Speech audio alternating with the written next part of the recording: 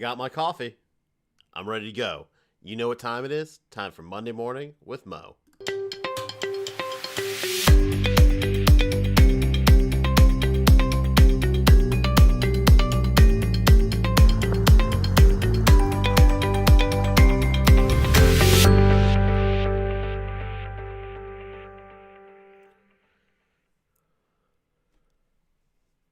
Good morning, everybody. Welcome to another episode of Monday Morning with Mo. As you can see, the vacation beard is gone, and we are back in the lovely bunker here. No longer on the island, unfortunately, but as always, we're here with you every Monday to answer legal questions and give you a little legal knowledge. So I appreciate you guys sticking with us, and it's sad to be back down here in the bunker. The beach was a little better, but I guess we'll deal with it and get through the week. So, anyways, if you haven't joined us before, basically, if you have any legal questions, you can go ahead and email us, askask@dewittlaw.com, or you can call and leave a voicemail, 407-536-6737. You'll see the number on the bottom of the screen down here somewhere. You can also text that number, I think, too. So, email, call, text, shoot us your legal questions, and we're here to answer them every Monday morning at 8 a.m., That is what we do. So let's go ahead and get it started this morning. First up, we have Kim. So Kim says, I was rear-ended in November and injured my lower back and hips. I've been seeking treatment with an orthopedist through my health insurance, but have not hired any attorney yet. Excuse me. The orthopedist is saying I will most likely require surgery and rehabilitation. I'm worried that if I hire an attorney and lose the case, that I will be liable or owe attorney's fees. So I guess my question is, if I were to lose the case, will I have any liability? All right, so that's a great question. So let me get a little coffee here. Need a little extra caffeine this morning after being on vacation to get back into the groove. So, will you have any liability if you hire an attorney, you pursue your case, your car accident case, and ultimately you're not successful? Well, from a liability perspective, if you're rear-ended, which is what you're telling me happened, typically there's a presumption with anyone that rear-ends you that they're at fault. So, from a liability perspective, they're most likely going to be liable for your injuries. The real question is going to come down to what the damages are. So, if you were to lose your case, it depends on the contract that you have with the attorney. But, with our firm, for instance, if we don't recover money for your injuries, you owe us nothing. No attorney's fees and no costs. And so the difference there with some attorneys is sometimes you'll be responsible for the costs if you lose. So you want to check the contract with the attorney and make sure you understand whether you're going to be responsible for the costs if you lose or not. With us, you're never responsible for that. The other thing that you want to be aware of is the treatment. So in this case, Kim, you have health insurance, so that's good. So everything's going to be put through your health insurance. You'd only be responsible for your deductible or out-of-pocket expenses if you were to not recover money for your bodily injury claim. But if you have a case where your attorney is working on what we call an LOP, a letter of protection, or if the doctor is just treating you and you're running up a bill with them, you want to be aware that if you don't recover money on that claim, that you will be responsible for that bill, just like any other bill that you would incur. So that's something else to consider. Finally, and this is probably a more complex answer, and typically it would happen later down in the case, and you probably have an extensive conversation with your attorney when that happened. But if your case goes to a lawsuit, if you actually file a lawsuit, in Florida, they can serve you what's called a PFS, a proposal for settlement.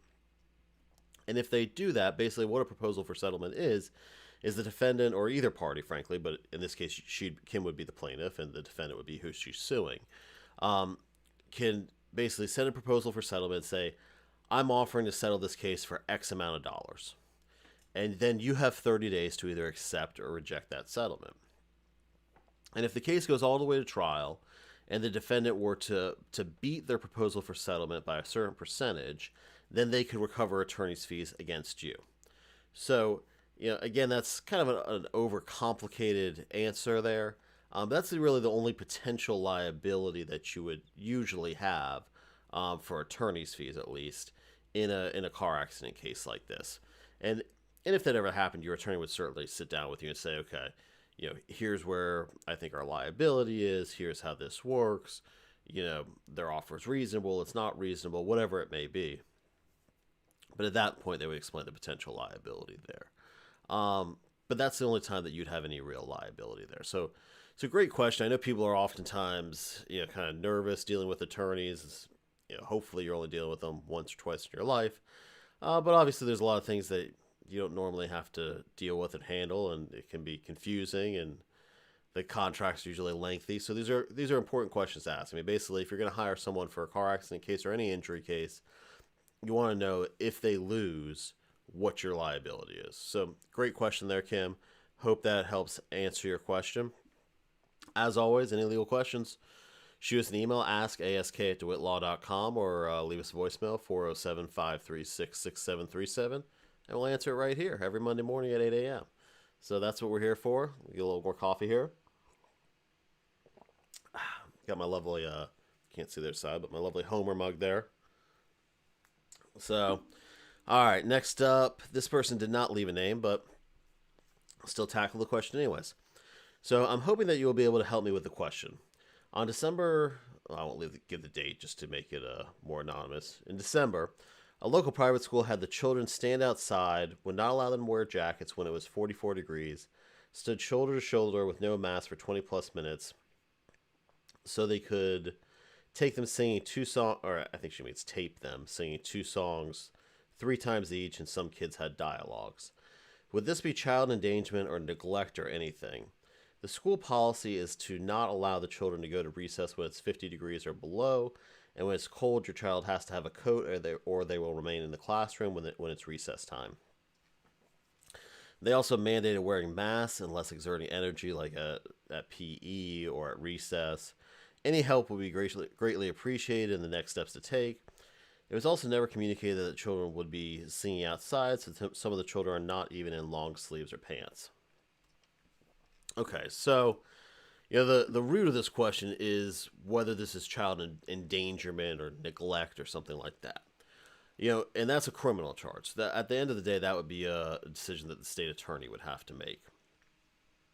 If you're asking my opinion as a layperson, or I guess I'm an attorney, but I'm not the state attorney. I don't make recommendations as to whether to prosecute a crime or not.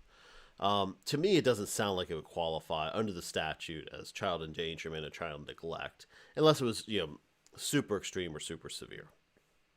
If kids got frostbite or there's some sort of injury or damage. From a civil perspective, unless someone was really injured, there's no claim, because you have to have two aspects to really have any sort of civil lawsuit. Is one, there has to be some sort of liability on the party that caused the injury, and then of course you have to have some sort of injury, some sort of damage. So here, from what you said, it doesn't seem like that there's really anything there. If you're looking for the best course of action to take, I would recommend just talking to the school, putting your concerns in writing so you have a record of it. And if something like this does happen in the future and someone was really injured, then you could, show that you already put the school on notice of this issue. It is important. You may want to bring to their attention that they're breaking their own policy. But otherwise, from a legal perspective, I don't really think there's anything here for a lawyer to do. I don't think it's anything that the state attorney would get involved with, pressing criminal charges. But if you have concerns, I would bring them to the school's attention. This is a private school, so they're not regulated like public schools are in the same sense. But you should certainly bring your concerns to their attention. I always recommend putting them in writing just so you have a record of it. But otherwise, I think you just let them know, hey, if it's going to be cold like that and you want outdoor activities, maybe you should let the parents know in advance so that they can provide, jackets and things like that. So, anyways, moving on from that one, thank you for the question as always. And if you have any questions, shoot us an email, give us a call. That's what we're here for. Next up, let's see what we have here. Alicia. All right. Told you I was going to need a lot of coffee this morning. All right. So Alicia says, my husband is a drunk. I left him a year and a half ago. I live in California now. All I want is a divorce. He won't give me that. I'm on my way back to Florida for a few days. I want to know my options. While we're still married, he inherited $1 million. It went into a trust, Am I entitled to any of the inheritance that he received?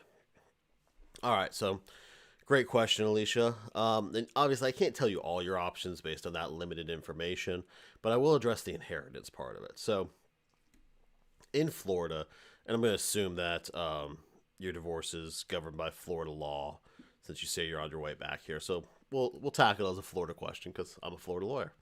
Um, in Florida, any assets or liabilities that were acquired during the marriage are split 50-50. So it doesn't matter if it's in your name or your spouse's name, it's split equally if it was acquired during the marriage.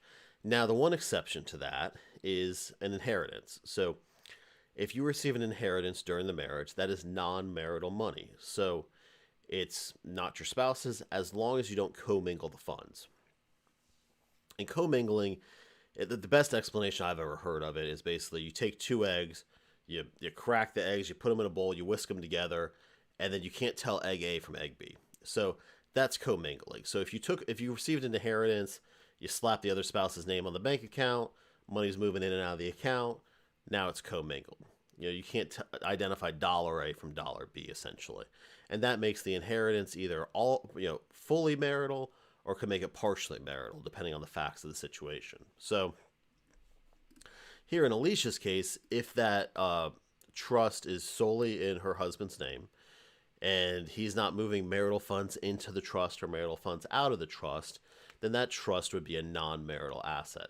And if it's set up as a trust, I'm going to guess that it's probably going to be a non-marital asset. It was probably set up in that manner to avoid any confusion with it possibly becoming marital down the road. So, in short, basically, you're not entitled to any of the $1 million he received as an inheritance. Inheritances are non-marital funds. They don't become marital. Anything else that he acquired during the marriage, whether it's earnings, wages, retirement accounts, pension accounts, as well as any debt, credit card debt, student loan debt, anything that was acquired during the marriage would be marital and would be split 50-50 on both sides. Except inheritance is an exception to that rule, and it's a non-marital asset, so unfortunately, you wouldn't be entitled to any of it. So, great question. Always appreciate the questions. Only have those three this morning because it was a bit of a short week last week, but keep them coming. We certainly do appreciate the questions. You can always email us, askask@dewittlaw.com, or give us a call, 407-536-6737. Hope you guys have a great week this week. Last week of the year, last show of the year. I was going to make the joke that this is going to be the last Monday morning with Mo, and then say of the year, but that's a stupid joke, so I didn't do it. Well, I guess I kind of did do it. Anyways, have a great week. I will see you guys in 2021. In the meantime, if you need anything, you know how to get a hold of me, and have a great week. Take care.